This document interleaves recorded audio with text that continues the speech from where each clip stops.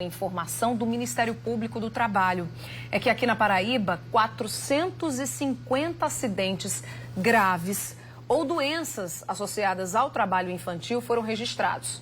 Vamos conversar ao vivo com o repórter Simon Cavalcante, que vai trazer mais informações sobre esses dados aqui pra gente, não é isso, Simon? Boa noite para você.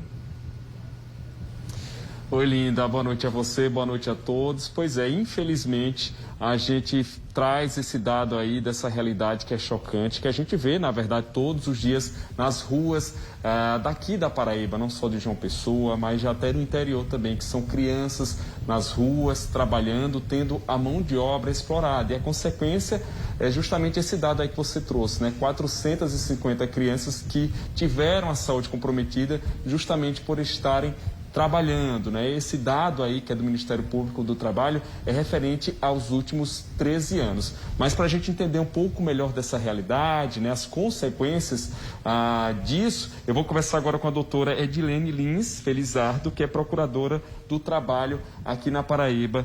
Doutora Edilene, bom, a gente fala aí de crianças com doenças, com saúdes comprometidas, vítimas de acidentes graves.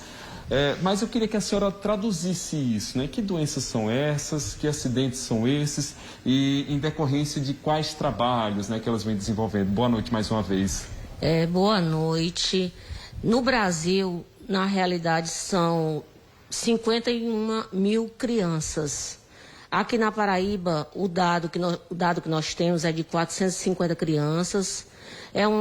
Digamos assim, são dados subnotificados do SUS, do SINAM, que é o sistema de notificação do Ministério da Saúde, e as doenças relacionadas ao trabalho ou doenças graves do trabalho são câncer, contato com materiais biológicos, LER, DOR, doenças auditivas por essas crianças estarem sujeitas a ruídos excessivos, doenças de pele, transtornos mentais relacionados ao mundo do trabalho.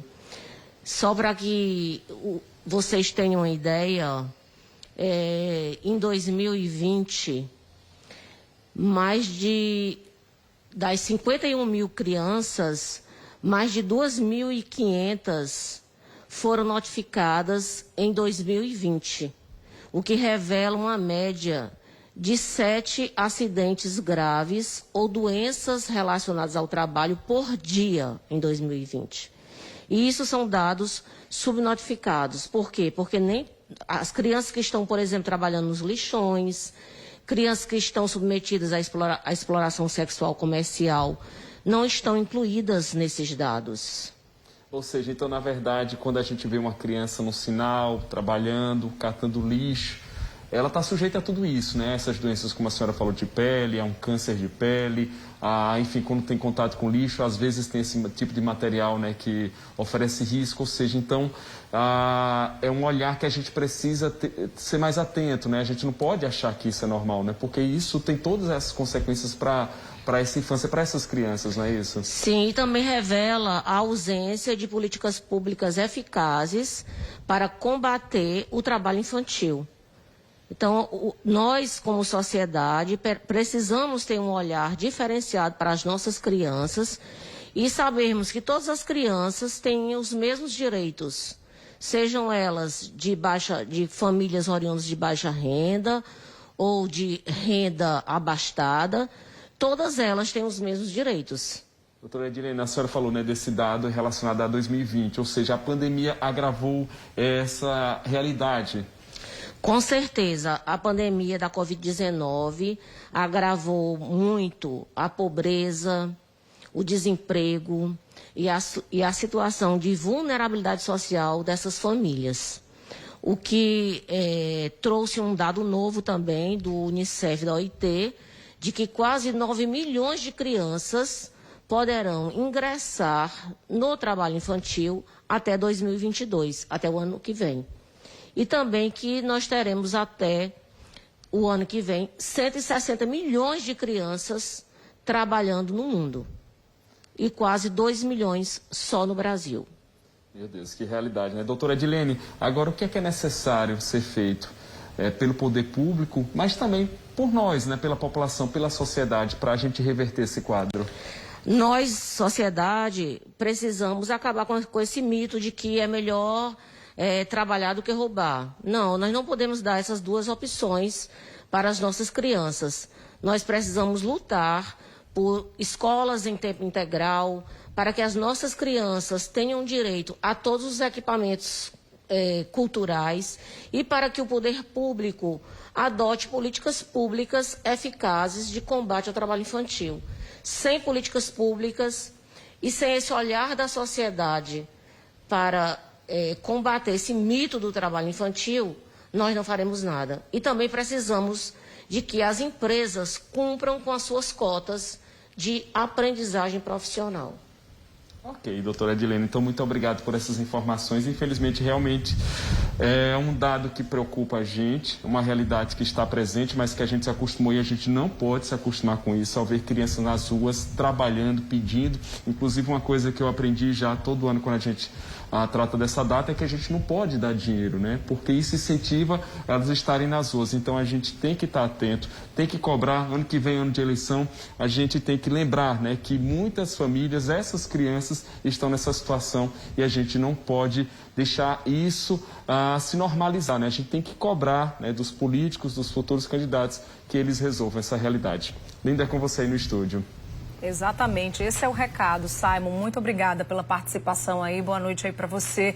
E é claro, né, que a gente aproveita para refletir sobre tudo isso que a gente acabou de trazer, essas informações, esses dados. O ideal seria que as nossas crianças realmente não saíssem das ruas e tivessem acesso a uma boa educação, educação de qualidade, né, a uma formação decente, a também esportes, né, para que elas pudessem ter a opção de escolha, cultura, entretenimento, enfim, e a segurança alimentar, sobretudo.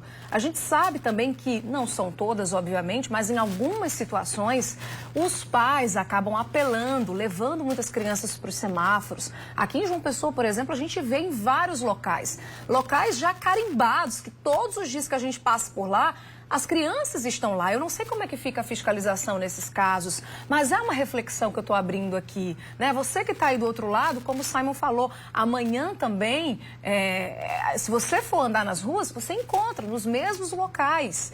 Então, ano que vem, nós temos aí a possibilidade de cobrar iniciativas. Aliás, agora a gente tem a opção de cobrar, de estar em cima, né, de políticas públicas, de iniciativas e de mecanismos que possam realmente tirar essas crianças das ruas e colocá-las num suporte que dê a elas uma sustentação para que elas possam viver, que elas tenham onde morar, que elas tenham o que comer, que elas estudem e tenham oportunidades como todas as outras têm, né, que têm um poder aquisitivo maior ou que têm oportunidades mais efetivas. Vamos dizer assim, isso é uma luta, é do poder público, é sim, é nossa também. Enquanto sociedade, enquanto imprensa, enquanto cidadãos, a gente precisa se unir, porque essas crianças formam o nosso futuro. E que futuro a gente quer para a nossa cidade, para o nosso bairro, para o nosso país, né? A forma como a gente trata essas crianças é a visão que a gente vai ter do nosso futuro. Se a gente destrata, se a gente ignora, o nosso futuro está sendo ignorado. Fica aqui a nossa reflexão para que possamos juntos, né, em busca aí realmente de soluções efetivas, que saiam do blá blá blá, para que realmente nossas crianças possam ter um futuro digno e garantido.